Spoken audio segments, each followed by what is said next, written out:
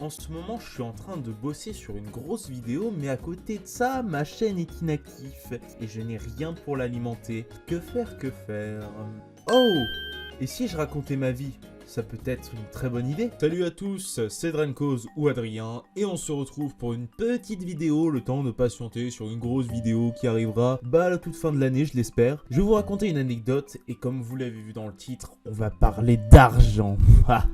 Sans plus tarder, entrons dans le vif du sujet, et laissez-moi vous raconter le jour où j'ai fait un business avec des jeux. Luigi's Mansion.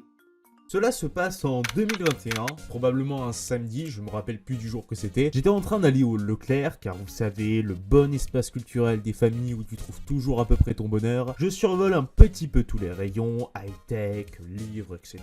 Commence à entrer dans le rayon jeux vidéo. Alors, je ne sais pas si vous avez un Leclerc près de chez vous, mais généralement, vous savez, vous avez les jeux actuels, du genre Switch, PS5, etc. Enfin, c'est les jeux tendance, quoi. Et vous avez une toute petite partie avec des jeux un peu plus vieux, style 3DS, Wii, etc. Quelle ne fut pas ma stupéfaction quand je suis tombé sur le tout premier Luigi's Mansion sur 3DS sous blister à seulement 5 €. Il y a une explication à ça. En fait, vu que c'était la fin de vie de la console à ce moment-là, d'ailleurs RIP le 9 en 2024, et ils ont tout simplement vendu les derniers stocks qu'il restait, et du coup c'est pour ça que les jeux étaient moins chers. Du coup, je suis tout content, car non seulement j'ai acheté un jeu que je n'avais pas, car oui, je n'avais pas la version originale sur GameCube. Après, ça se comprend un peu, car 70 € ça fait mal au cul. Mais en plus, je l'ai eu à bas prix et bien protégé avec son blister. Peu après, quand je suis rentré chez moi, je regarde vite fait combien coûte Luigi's Mansion 1 sur 3DS avec le sous-blister, et je vois quand même 30-35 €. D'ailleurs, à l'heure où je vous parle, il est à 50 € et je vous avouerai que j'ai énormément de somme.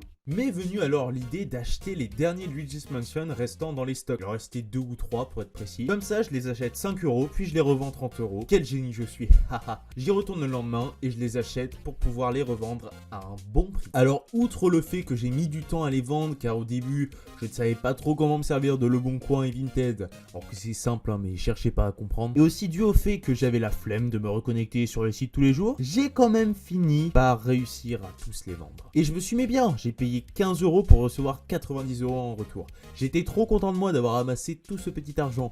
Et puis par la suite, je l'ai utilisé pour continuer ma collection perso. Voilà, c'était le jour où j'ai fait un business de jeu Luigi's Mansion sur 3DS.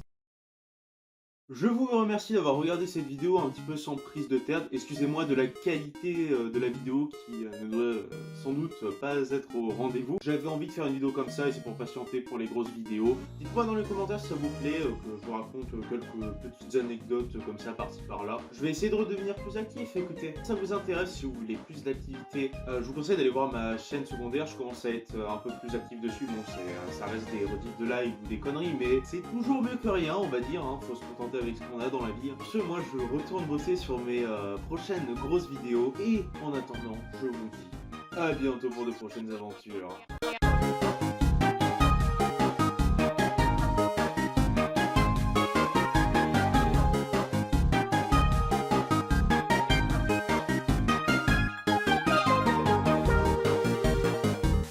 Le jour où j'ai fait...